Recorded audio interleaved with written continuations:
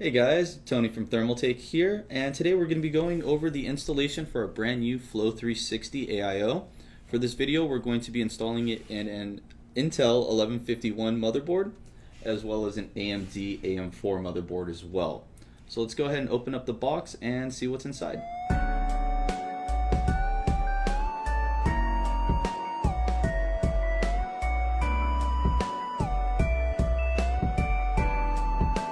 Okay, so included inside the packaging we have our Intel 2011 standoffs, our AMD standoffs, Intel 1150 standoffs, thumb screws, fan screws, radiator screws.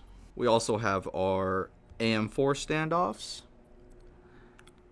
our retention clip, backplate with included pads, our general AMD bracket, and our Intel bracket as well. Just to round off the RGB vibe, the Flow also comes included with 3 of our 120mm Ring Plus fans, controller, and included cables as well. And finally we have the cooler itself, consisting of the cooling block as well as the radiator. And for today's demonstration we'll be using our brand new View 21 mid-tower case. So first we're going to go ahead and start off with just getting the fans mounted onto the radiator itself. For this it's pretty straightforward, but it's also a very good time to figure out how you want to orient your fans and take care of cable management. For instance, on this installation we ended up going with a pull configuration, as it would allow us to view the fans a little bit more from the inside of the case, and also gave us a good opportunity to tuck some cables behind some screws just to make cable management easier down the road.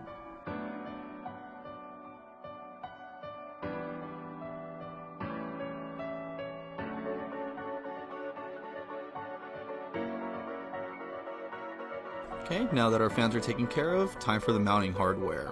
To start out with, we'll be grabbing our 2 rubber pads and attaching that to the back plate itself. Now, in general, it's a little bit nicer to go ahead and put the back plate on the board before installing it in the case. However, since our motherboard is already pre-installed in the case, this is going to be a little bit more similar to what you would see with an upgrade. Now, to save some time and make things easier, we went ahead and installed on the back plate and secured it using the standoffs, just so that we wouldn't have to revisit that later when we were installing on the cooling block itself.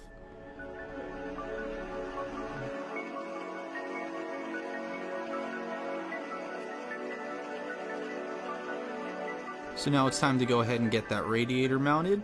This is actually one of the reasons why we chose the View 21, as it supports a front-mounted 360mm radiator.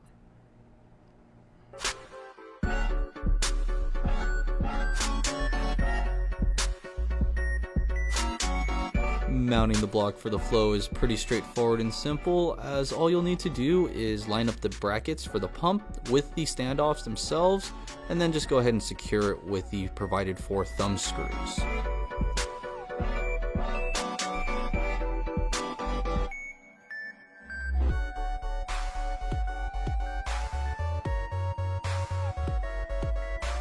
And since we had a chance to show you guys the fan controller before installing it, we thought this would be a good opportunity to show you some of the connections. Right here we have our Molex power. It's pretty straightforward. Next we have our USB controller. Now this is actually going to be attaching to a motherboard header and then straight to the controller itself. Then we have our fan headers. These are pretty funny, as they look like USB 2.0s. And they'll just be connecting into the controller just like that. And we have 5 available ports as well. Now, mounting a cooler onto AMD's new AM4 socket is actually very reminiscent of Intel's 2011 socket, with the only major difference being that you'll be removing these 2 top mounting brackets and then just going ahead and securing your standoffs, followed by the cooler itself.